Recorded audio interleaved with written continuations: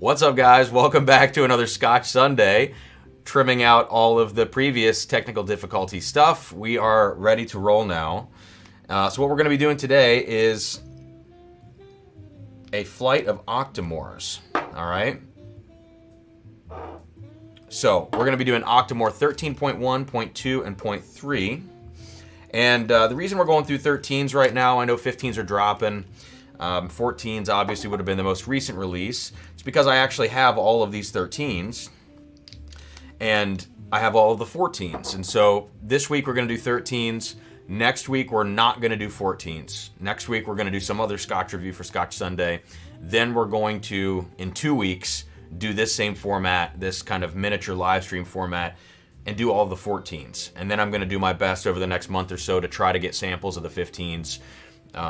So that, you know, hopefully we can have a little running series here. I've been enjoying on Scotch Sunday doing a mixture of these live reviews along with, you know, pre-recorded stuff. So it is a smoke show today. I'm going to warm up real quick with some Springbank 17-year sherry wood. This is from Brett. It says 2015 on it. So 2015 Springbank 17 sherry wood. Just to kind of get the palate going. A little peat in here, nothing crazy. Then we're going to, kind of blast off with the Octomores. I have some notes on my phone that I'll keep in front of me here, just on the casking for the Octomores, the ppm levels, age, all that kind of stuff I've got in front of me. So I'll be referencing that throughout the stream. Oh, what's up, Brett? Good to see you, man. So I just want to say thank you real quick to Brett for not only the Springbank sample, but the Octomore sample too. One of them. Thanks to Lynn Havjeepel Whiskey for 13.2. And I don't know who sent me 13.1. I forgot to write their name on the sample. The handwriting looks super familiar. I can't remember, and I'm so sorry. If I figure it out, I will put it in the description of this video for sure. So let me know if you guys are sipping on anything this Sunday. Sladvan says something that peaty will blow out your palate if you're tasting something else. Well, I mean, they're all gonna be peaty tonight. So, all right. I'm glad the audio stuff got fixed. Gosh, that was annoying. Yeah, I don't know why that happens sometimes. And I have to just unplug and plug things back in and whatever. So, anyways, cheers, guys. I'm gonna warm up with a little Springbank here on the palate.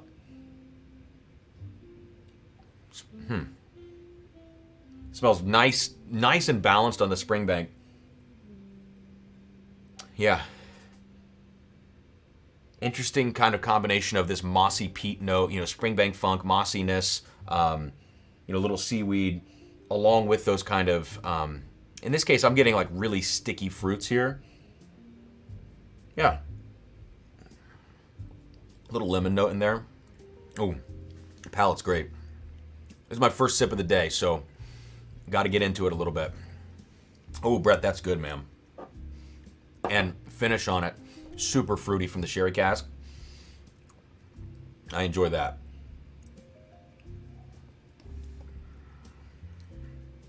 Ooh. All right, so let's get into these Octomores now.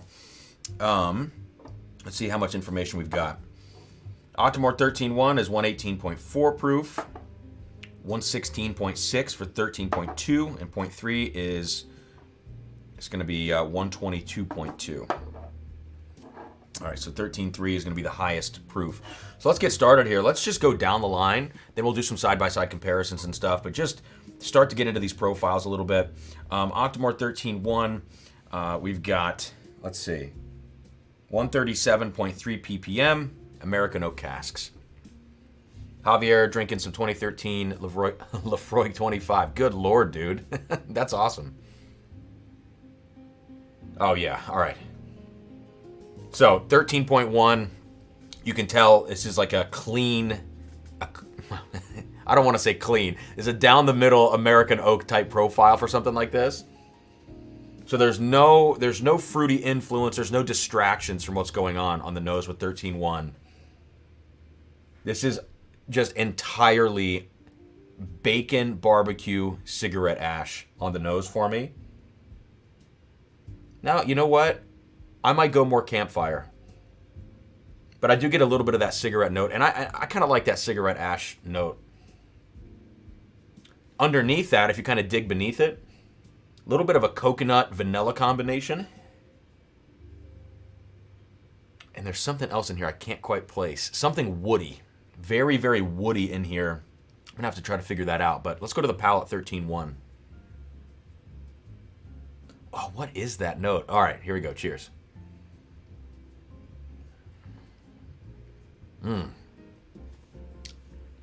Oh. It's always fun to taste these Octomores. Wow.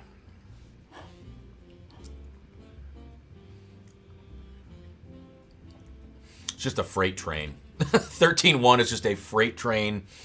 I'm going to use the word clean profile, but what I really mean is like down the middle, just straight peat, intense, no distraction from the cask, spirit driven. And that's just a good example, I think, of the profile kind of setting up for these other two, which are going to introduce some other casks. So I'll definitely come back to this. As I go back to the nose,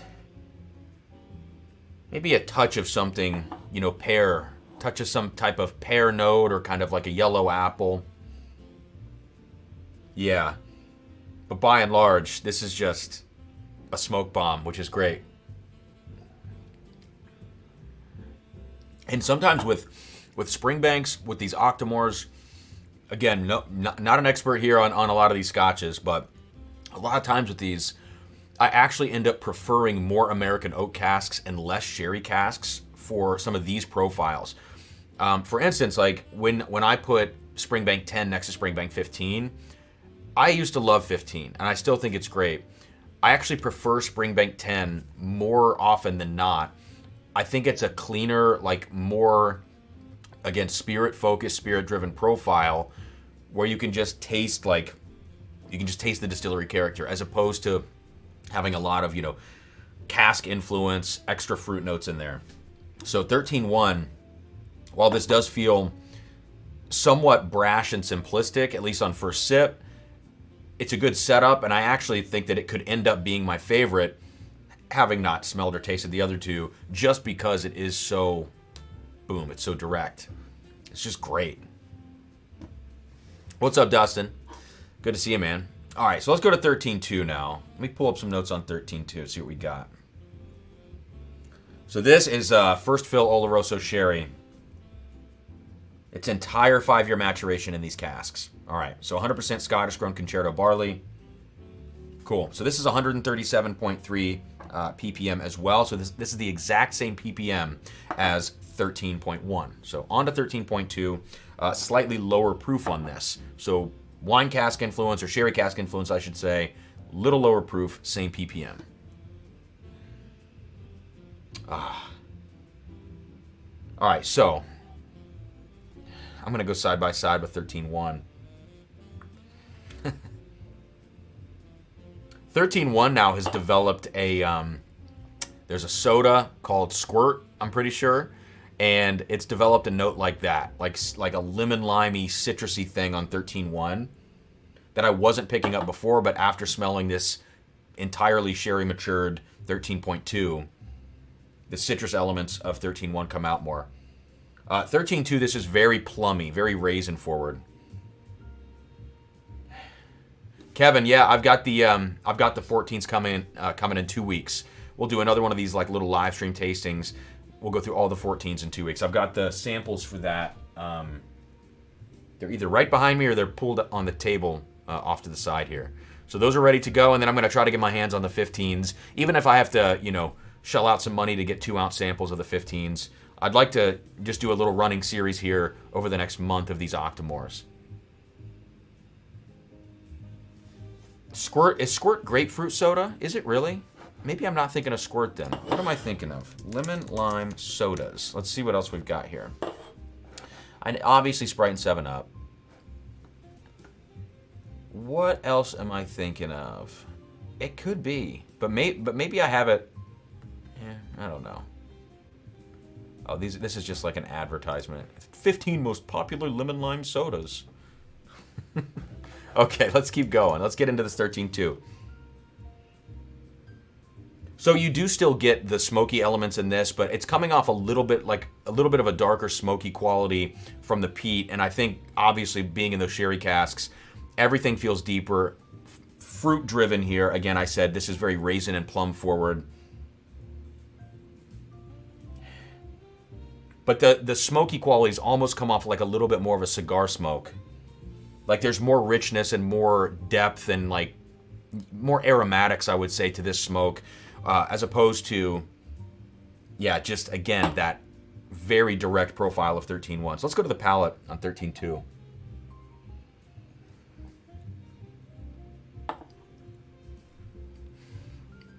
It's good. It's tasty. It's a little muted from the casking. Like, front of the palate is extremely broad right away. There's spice there, but the spice is having a hard time cutting through that finishing layer. Or it's really not a finish, it's really just the maturation because it's spent all 5 years in those sherry casks. So to me, this is more complex probably. The development is hindered, I think, by the sherry casks. I think it would be helpful to have this, blended back in with some American oak or something to produce more of a balanced pour. But I know like that's the thing going on with 13.2 is that it's all sherry finished. I get it. But to me, it feels like it's a little too heavy on that maturation. They are first fill casks, but it hinders the front of the palate. So I'm going to throw some water in this in a second and just see what happens with a little bit of water. It's getting chocolatey now on the nose as I come back to it. And some cinnamon is emerging. Whereas before it was very fruit driven. Yeah. So it's actually kind of an easy sipper. As smoky and peaty as it is on the palate, I think it's almost a crushable version of Octomore, this 13.2. So the balance is not that great for me. And so I think 13.1, at least for right now with no water added, would still be my winner over 13.2.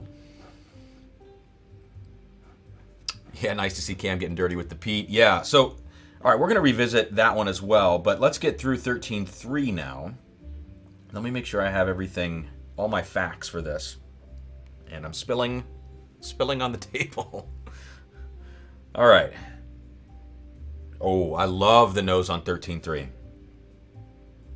So we've got some ex-bourbon, ex-wine casks in here.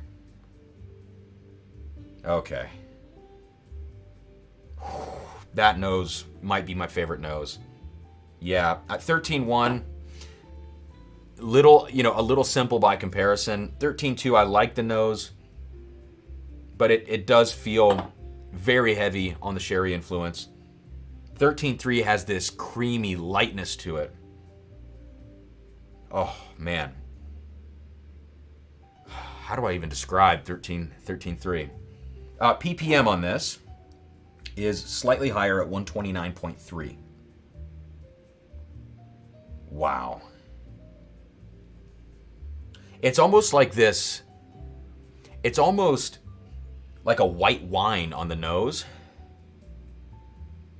Yeah, it's brighter fruits. It's white wine, whereas 13.1 very much focused on that kind of vanilla coconut, maybe a hint of a pear note in there, but again, that's very spirit-driven, very American oak forward. This has lighter fruit notes. And I like the fact that it still feels bright and clean and direct, but it has the additional sweetness and the additional depth and roundness of these fruit notes. So that's easily my favorite nose. Let's go to the palate now. And this is going to be the highest proof too, so hopefully that translates to a really solid palate development.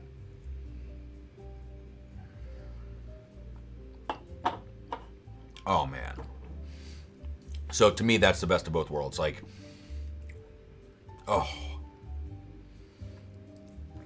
It's not as bombastic, actually, as 13.1. Even though it's higher proof, even though it's slightly higher ppm, it's slightly more reserved. Almost has like a champagne quality to the whiskey. Oh man, this is so my jam. As I come back to the nose, I'm getting some kind of like Nilla wafer or maybe a little bit of shortbread on the nose. Wow. I mean, that, to me, this is an easy victory for 13.3 without water so far. I've got to put it next to 13.1, but let's see color differences here. Pretty much identical. 13.1 might be the teeniest bit lighter, but all right, so let's go 13.1. Now, putting it next to 13.3, 13.1 is screaming out of the glass with vanilla. And now 13.3 on the nose. Wow, man. Just the complexity of 13.3 with those brighter fruit notes. That's good stuff. All right, so that was a sip of 13.1. The sweetness in 13.1 builds. Like, again, as it's gotten more air, as I've gone through this lineup, all of those vanilla notes are becoming a little bit brighter, or a little bit more present, I should say. Jumping out of the glass. Getting sweeter and sweeter.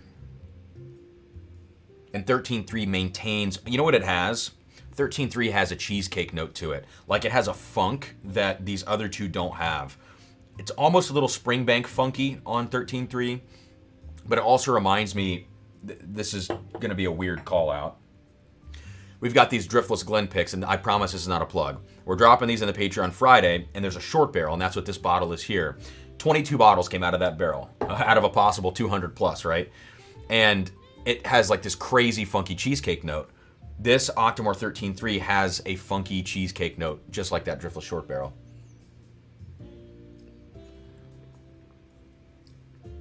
Oh my God, I mean, it's a little bit, well, I don't know if it's actually a shorter palate than 13.1. I don't know that. I think they're comparable. But to me, as a sherry lover, sherry bomb lover, I would have imagined that 13.2 would be the easy favorite for me. But I think in a situation like this, in order for just the base profile of the Octomore to come through in a clean, spirit-driven way, I think 13.2 masks it too much. So let's throw some water in this.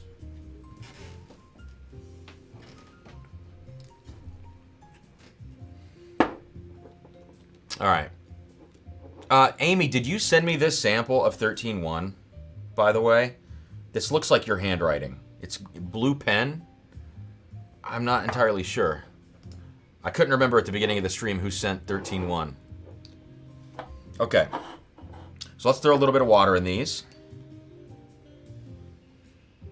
We'll go 4 drops. All right, so 4 drops in each. Let's see what happens here.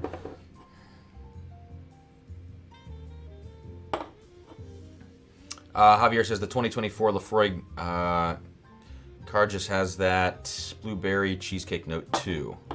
Nice, okay. Very possible, says Amy. Okay, well, Amy, thank you. I'll probably just credit you because this does look like your handwriting. I have some other samples that I know are from you, and so I would imagine this is going to be one of those. All right, let's get back into it here now with 4 drops of water each. Very specific. Let's check this out. Just a quick nosing down the line.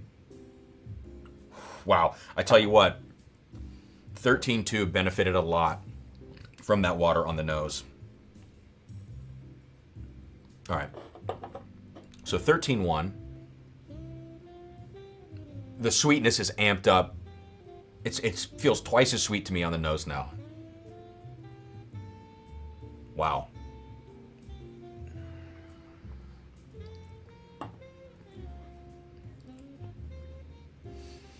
I actually kind of like 13.1. I like it at proof, but I also like taking the edge off of it with just a little bit of water because it feels like everything comes together. It feels like the intensity of the smoke and the base whiskey with the American oak, it feels like everything is kind of integrated a little bit more. And I would say it's a more pleasant experience and it's not as challenging. Like I think 13.1 by itself is a challenging whiskey. Yeah, so I like it both with and without water, I would say. Let's go 13.2. So this has fundamentally changed for me on the nose. The wine influence, the sherry influence, is so present now. And it was before, right? But it was still, it felt a little tight. This, it makes the finish, oh, again, I keep saying finish, but it's all matured in sherry, right? The entire time. It makes that feel so much more present. Like, if before on the nose was second fill sherry casks, now they feel like first fill. I know they are first fill, but that's the best comparison I can make. All right. It's gotten nuttier. 100% nuttier.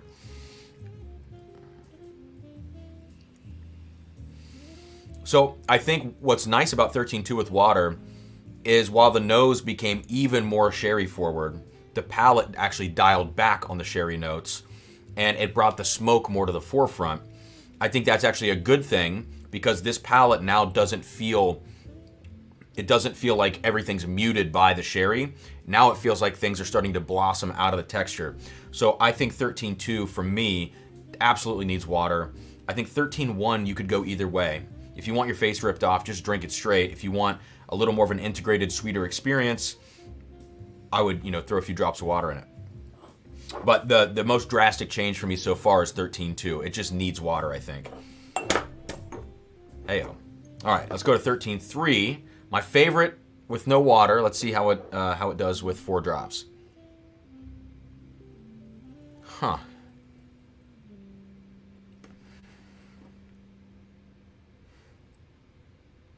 Wow, this is super white grape forward. White grape peach juice. Almost like, for some reason, I've got Riesling in my mind when I'm smelling this.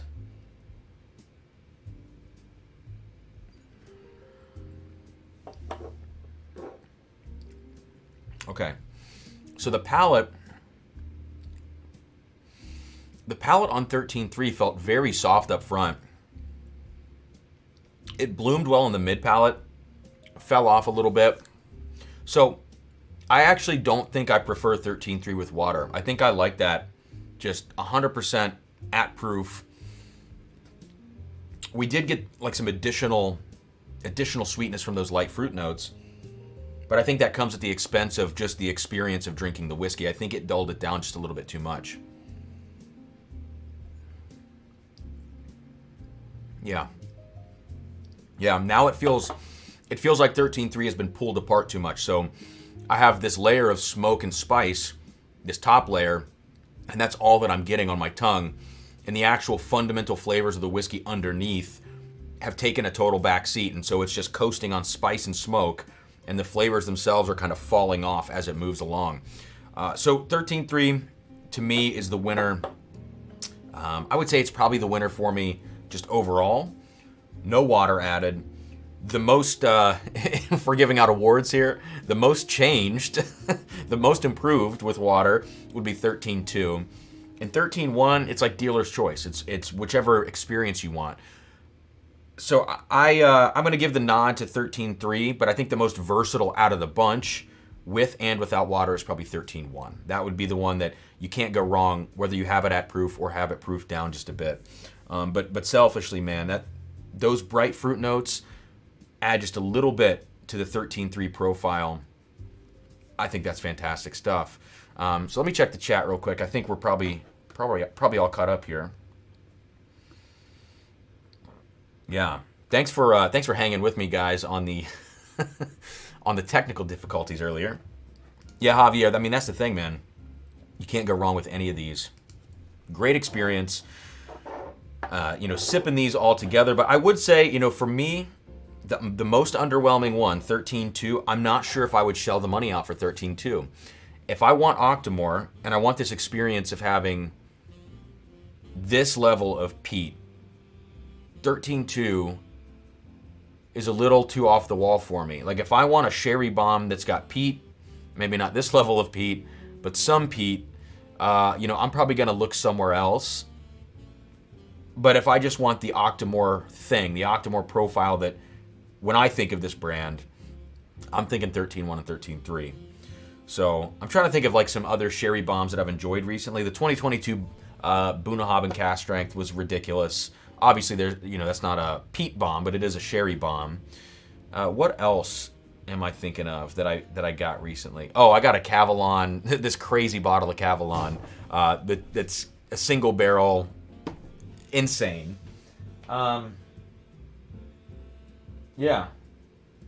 I don't know. I can't think of anything else off the top of my head that I've had recently. All right. Len, well, this is your sample of 13.2, man. It's very interesting, very sherry forward. Not bad by any means, but it's not the balance that I want. Like, I want actually more smoke out of it and a little less sherry. But that's also me just comparing it. It's a little more barbecue, too, now that it's got water in it. But that's just me comparing it to 13.3 and 13.1. It is the oddball in terms of profile because of the heavy sherry influence. So that's going to do it, guys. Thanks for hanging out. Next week on Scotch Sunday, I'm not exactly sure what we're going to get into. It's going to be a pre-recorded review. I've got to think about it. Last week we did the Glenfiddich 23, which, I thought that'd be a cool review. I don't get to review high age-stated core offerings from mainstay distilleries like that. Next week, maybe I'll try to do something a little more value-focused because we're doing these Octomores, and these are pretty expensive. So maybe I'll throw something in there that, some kind of blend or something that's easily accessible and affordable off the shelf. And then the week after, we'll do all the Octomore 14s, and then we'll just keep it rolling from there. So that's going to do it, guys. Tomorrow on the channel, I think there's going to be a review. As long as I get it edited, I filmed it last night, a double review of Four Roses 2024 LE and Old Forester Birthday Bourbon in the same review. So it's a double whammy. I'm going to try to get that out tomorrow and see how that goes. So click that like button, please, if you haven't already. Subscribe to the channel. Just, still dipping my toe back into Scotch content as we move along here. But it's always fun to be able to do this. So thanks to everybody for sending these samples. Amy, Lynn, Brett, cheers. And I'll see you guys soon here on Drums and Drams. Thanks for hanging out.